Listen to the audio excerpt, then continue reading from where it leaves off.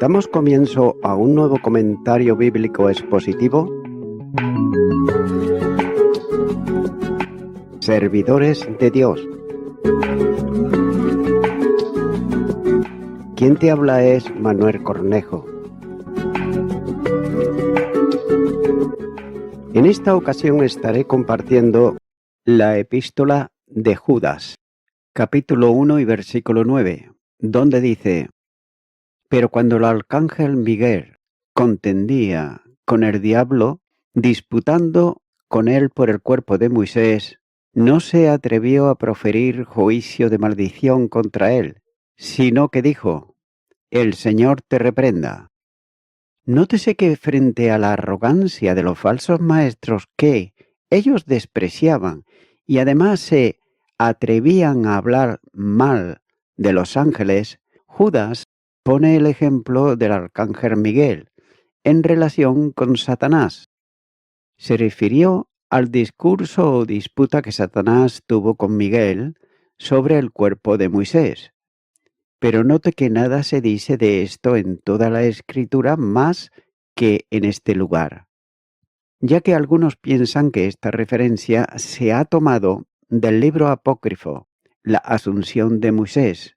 Sin embargo, es difícil demostrarlo, pero con todo, es una ampliación de lo que se relata sobre la muerte del que fue el líder del pueblo de Israel, desde la salida de Egipto hasta la llegada a la frontera de Canaán. El relato bíblico sobre la muerte de Moisés se lee cuando dice: Y murió allí Moisés, siervo de Jehová, en la tierra de Moab, conforme al dicho de Jehová, y lo enterró en el valle, en la tierra de Moab, enfrente de Bet-peor, y ninguno conoce el lugar de su sepultura hasta hoy. Deuteronomios capítulo 34 y los versículos 5 y 6. Según Judas, dos altos ángeles, como era el querubín más grande creado por Dios, Satanás, y el ángel Miguel, a cuya custodia estaba el pueblo de Israel, contendían en relación con el cuerpo de un hombre que había muerto. Dios no quería que se conservaran los restos de Moisés para que no se convirtiesen en objeto de veneración o incluso de adoración, de modo que entregó a Miguel la responsabilidad de enterrarlo donde nadie pudiera encontrarlo. Bien pudiera ser que Satanás estuviese interesado en que fuese hallado para sus propósitos impíos de conducir al pueblo de Dios en contra de su voluntad. Esta revelación es totalmente novedosa en la Escritura y sin duda fue dada a Judas por el Espíritu. El hecho de que no esté en ningún otro lugar de la Biblia no significa que sea fabulosa o imaginada por el escritor, ya que hay otros ejemplos como las palabras de Jesús que Pablo cita y que no están recogidas en ningún evangelio. Cuando dice: En todo os he enseñado que, trabajando así, se debe de ayudar a los necesitados, y recordar las palabras del Señor Jesús, que dijo: Más bienaventurado es dar que recibir. Hechos de los Apóstoles, capítulo 20, versículo 35. O cuando menciona los nombres de los magos de Egipto, aunque no están en los escritos de Moisés. La segunda carta a Timoteo, capítulo 3 y versículo 8, nos dice: Y de la manera que Janes y Jambres resistieron a Moisés, así también estos resisten a la verdad, hombres corruptos de entendimiento, reprobos en cuanto a la fe.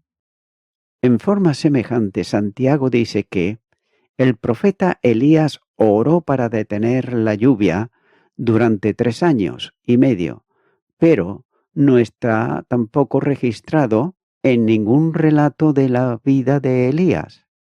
El primer libro de Reyes, capítulo 17, versículo 1, dice: Entonces Elías, tibita, que era de los moradores de Galaad, vino a Acad. Vive Jehová Dios de Israel, en cuya presencia estoy, que no habrá lluvia ni rocío en estos años, sino por mi palabra.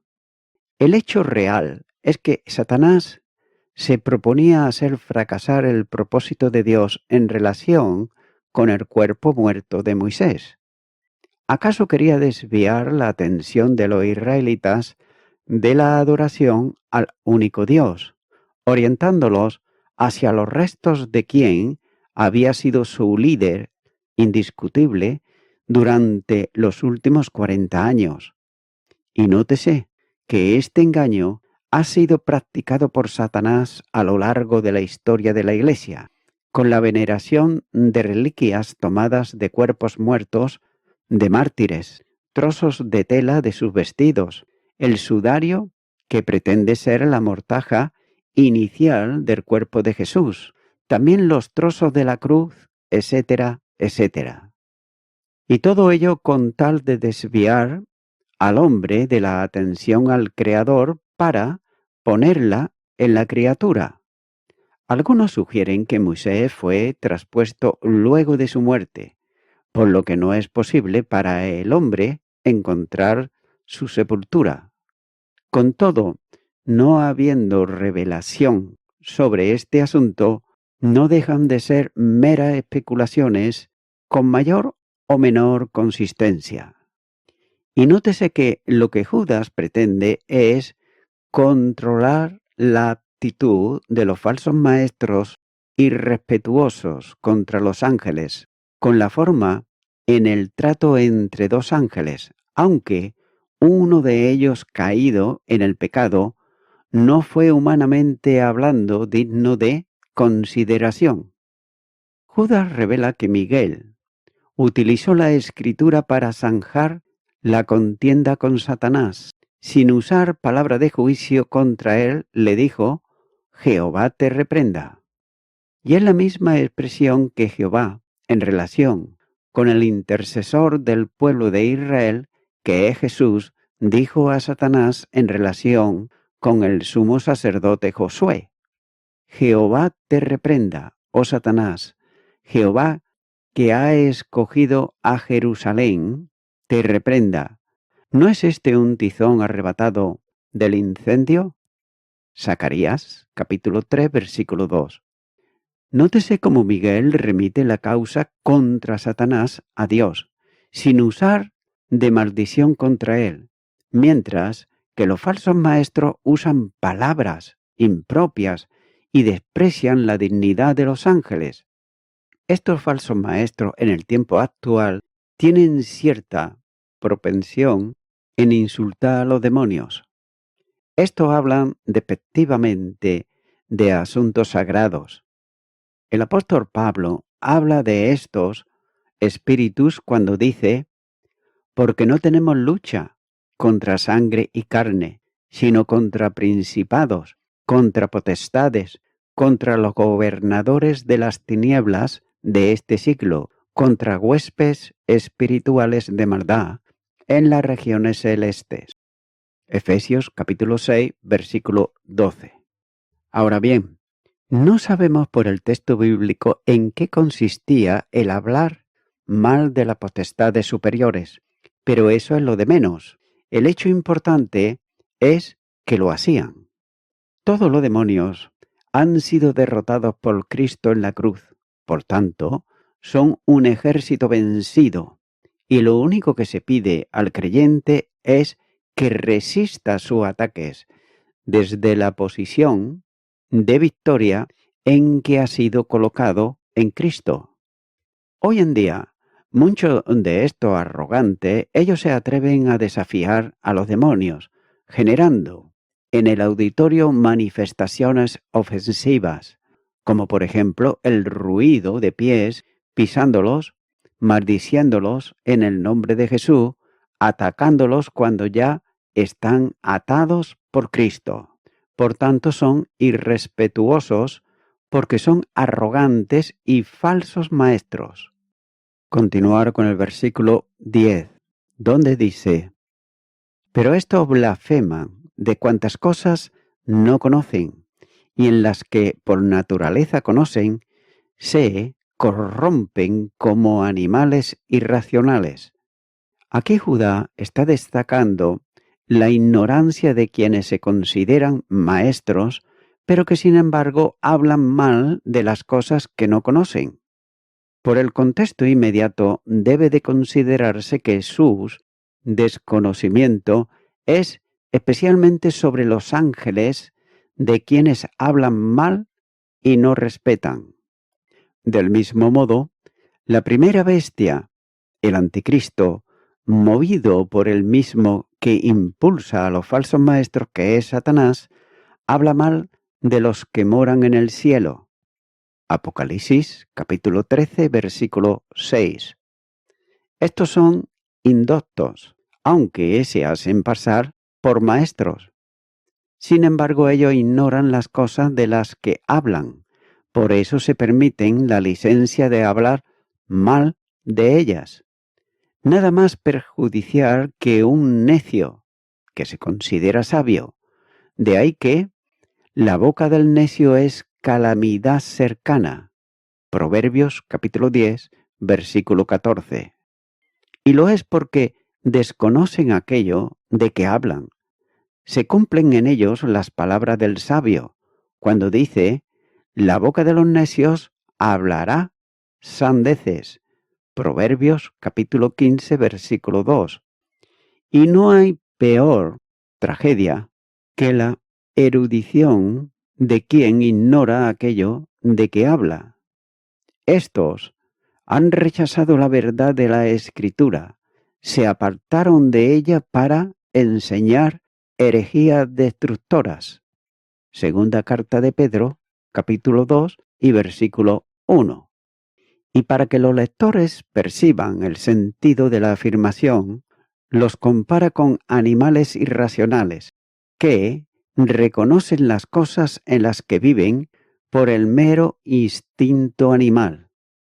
Aunque el verbo saber, conocer, permite aplicarlo tanto al conocimiento por medio de sentidos fisiológicos que son comunes a todos los animales, puede usarse para el conocimiento alcanzado por las facultades inteligentes del hombre.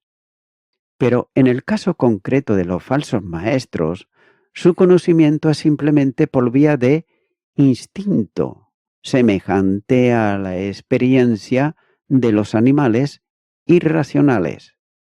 El grave problema de estos es que las experiencias y conocimientos sugestivos propios del instinto animal no los practican para el bien, sino todo lo contrario, para la corrupción. Son personas que, abandonando a Dios, caen en la degradación moral y en lo aberrante de prácticas sexuales que son expresión del pecado. Continuar con el versículo 11, donde dice: ¡ay de ellos! Porque han seguido el camino de Caín y se lanzaron por lucro con el error de Balaán y perecieron en la contradicción de Coré. Judas compara a los falsos maestros y sus acciones con la de otros 3 apóstatas que están registrados en el Antiguo Testamento.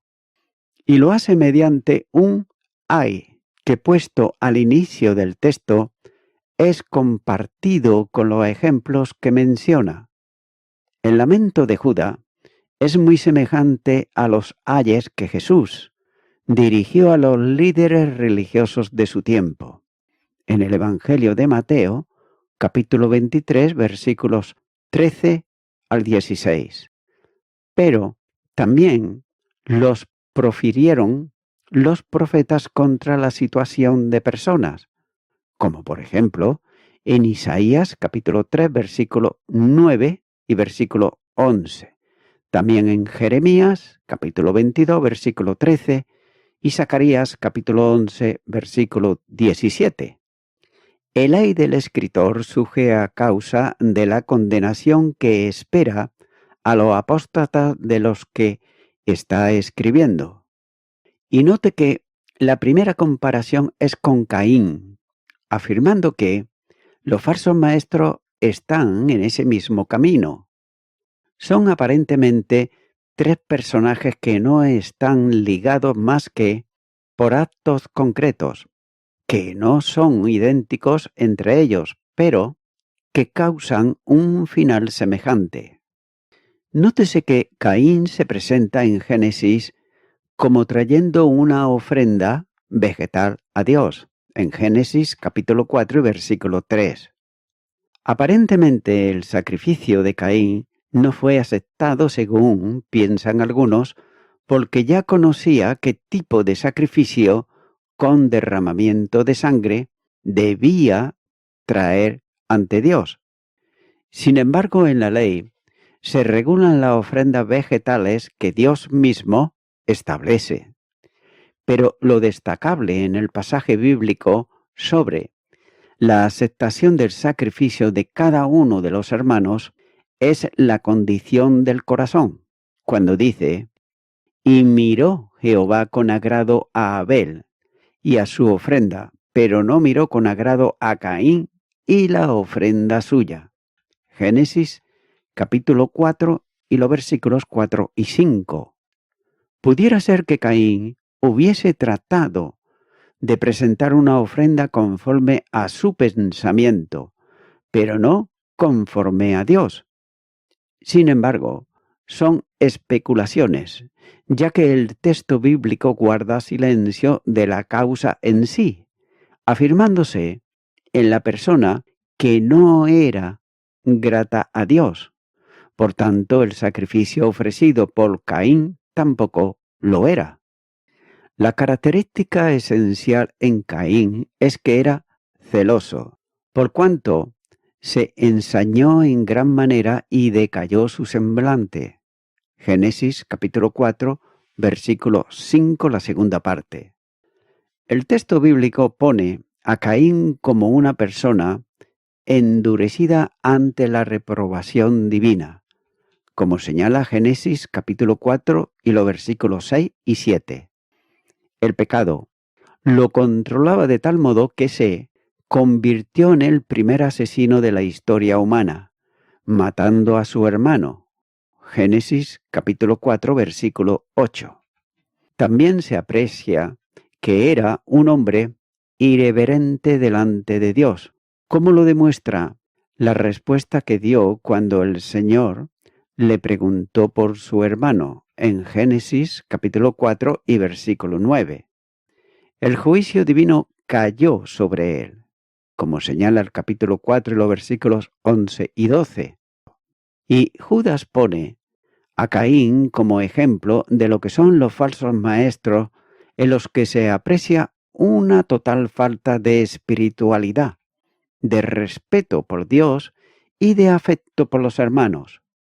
Los que enseñaban doctrina diferente, quienes se introducían solapadamente en las iglesias para arrastrar a los creyentes y desviarlos de Dios, están en un comportamiento semejante al de Caín.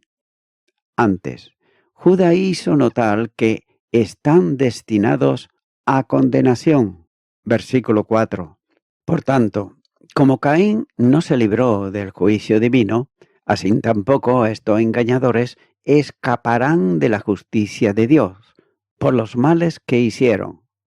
Note que la segunda comparación la establece en relación con el error de Balaam. De este personaje se conocen algunas cosas, ya que parece ser que era un hombre famoso entre las gentes de su tiempo, de modo que los mismos reyes buscaban su colaboración, como señala el libro de Números, capítulo 22, los versículos 5 y 6. Era obstinado, buscando el cumplimiento de aquello que le podía favorecer y actuando en contra de la voluntad de Dios, que conocía desde el principio, como nos dice el libro de Números, capítulo 22, y los versículos 12 al 22. También era un hombre de doble ánimo, o de doble parecer, conocido como profeta, pero arrogante, al tratar de alterar el plan divino en beneficio propio, ya que el rey moabita le había ofrecido riquezas por su colaboración para maldecir al pueblo de Israel. Números capítulo 22, versículos 7 y 17. Era también un consejero malvado que hizo pecar a muchos israelitas. Números capítulo 31 y versículo 16. Su pecado dominante era el de la codicia. Este hombre tenía una motivación y era el amor al dinero. Aparentemente, en una lectura superficial, pareciera ser un profeta fiel. Dice a los que le buscaban para maldecir a Israel que él se ajustaría a lo que Dios le revelara y no diría nada más que las palabras de él. Pero sin embargo, se aprecia que está dispuesto a extender los deseos de Balaad, aceptando las ofertas de mayor cantidad de bienes que el rey le ofrecía para conseguir la maldición del pueblo de Dios. Y todo ello porque amó el premio de la maldad. Segunda carta de Pedro, capítulo 2 y versículo 15. Aunque el profeta prometió decir solo las palabras de Jehová, él estaba dispuesto a maldecir a Israel, si fuese posible, a cambio de dinero. Su corazón le impedía obrar no por amor a Dios, sino por amor al dinero. Tiempo después, sería muerto por el ejército de Israel en la batalla contra los madianitas. Números, capítulo 31, versículo 8. Los falsos profetas actuaban por motivos impíos de avaricia. No se extraviaron, sino que voluntariamente siguieron el camino de Balaán, dejando el del Señor. Estos se comportaban como hizo el mago Elimas, que trastornaba los caminos rectos del Señor. Hechos de los Apóstoles, capítulo 13, versículo 10. Así también, los falsos maestros se alejan del camino correcto para seguir el pecaminoso, lo que implica una acción voluntaria en contra de la verdad, por tanto, en contra de Dios. Y como a Balaán, también, a esto le atraía el alcanzar riquezas, fama, popularidad, honores, etc., sin importarles el modo para lograrlo. También es interesante apreciar que el problema ha persistido a lo largo de la historia de la Iglesia, ya que durante siglos la verdad de la palabra de Dios se adulteró, enseñando doctrinas de demonios, mientras el clero se enriquecía desorbitadamente, aunque los que estaban bajo su tutela se empobrecieran por esa causa. En el tiempo actual, también miles de personas están sufriendo las artimañas del llamado Evangelio de la Prosperidad, ya que muchos pierden lo que tienen. Los líderes de estos movimientos prosperan ellos, viviendo en mansiones, dilapidando los recursos financieros conseguidos con el engaño, justificando la compra de aviones para sus fines y disponiendo de organizaciones cuyo objetivo no es otro que el de acumular riquezas a cambio de ofrecer milagros mentirosos y profecías que no vienen de Dios. Falsos apóstoles que siguen el camino de Balaán. Corazones llenos de avaricia, estaban dispuestos a conseguir riqueza, abandonando el camino justo de Dios, para seguir el perverso de los hombres, lo mismo que hizo Balaán. De igual manera que ocurrió a Balaán, que sufrió en sí mismo las consecuencias de su codicia, así también, para esto está, como se dijo anteriormente, reservado el juicio que Dios ha dispuesto para los impíos. Y note que la tercera comparación la hace con Coré. Este fue un levita, primo de Moisés, como señala Éxodo capítulo 6, versículos 18 al 21. Y como que era levita, tenía el honroso privilegio de servir a Dios en el santuario, como nos señala Números capítulo 1 y los versículos 50 y 51. Sin embargo, bajo su responsabilidad y conducción, organizó junto con Datán y Abirán un levantamiento en contra de la autoridad de Moisés y Aarón. No se trataba solo de desalojar a Moisés de su ministerio con el pueblo, sino que se levantaban contra los que simbolizaba el mediador entre Dios y el pueblo, en lo que es figura de Jesucristo. Como se dijo antes, Judas, hablando de los falsos maestros, blasfemaban de las autoridades superiores, versículo 8. Y Coré, él se atrevió a decir que toda la congregación, todos ellos, son santos, y en medio de ello está Jehová. ¿Por qué, pues, os levantáis vosotros sobre la congregación de Israel? Números, capítulo 16, versículo 3.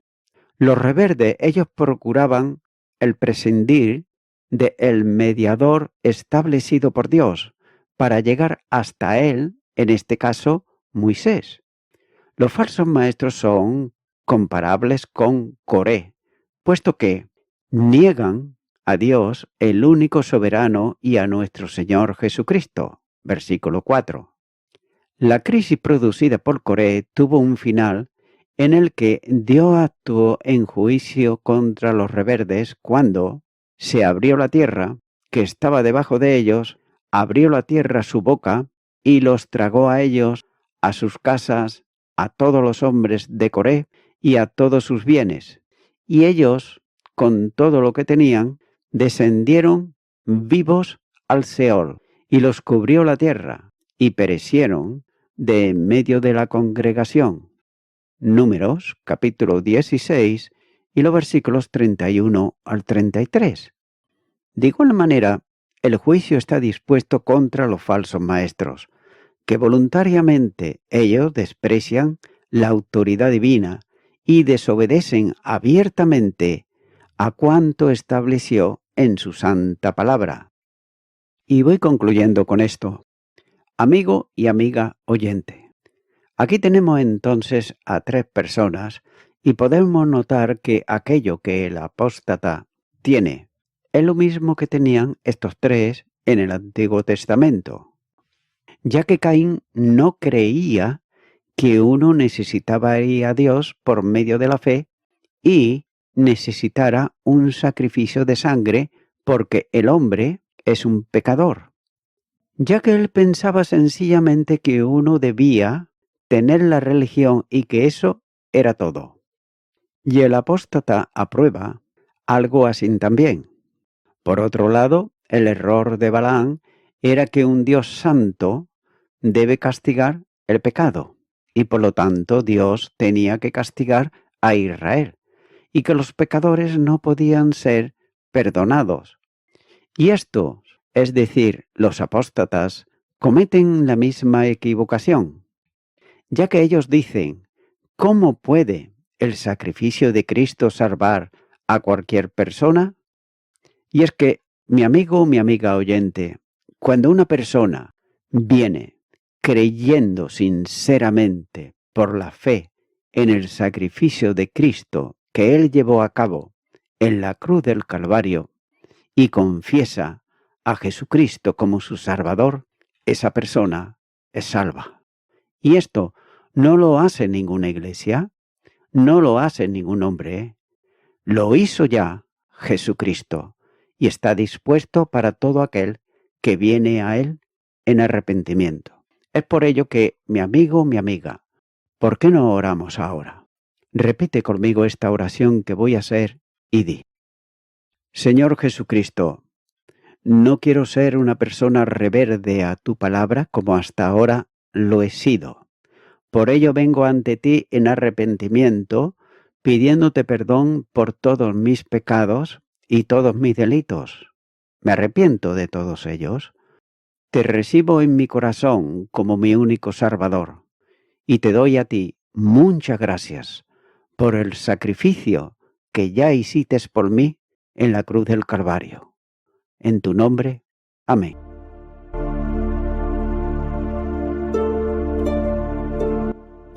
Amigo y amiga oyente, si tú has hecho esta oración de corazón, te recomiendo que comiences a orar a Dios, en primer lugar, en el nombre del Señor Jesucristo. Orar a Dios no es rezar, sino que es hablar con una persona. También te recomiendo que leas la palabra de Dios y lo hagas a diario. Comienza, por ejemplo, con el Nuevo Testamento. Y también, por último, te recomiendo que para que puedas crecer espiritualmente, te congregues en una iglesia cristiano-evangélica, donde se predique, se enseñe y se practique la sana doctrina y la palabra de Dios. Congrégate ahí y con el tiempo podrás crecer espiritualmente y también servir al Señor Jesucristo. Que Dios te bendiga. Y a toda la audiencia, nuevamente ya me estoy despidiendo de todos ustedes y será hasta el próximo programa. Que Dios os bendiga a todos.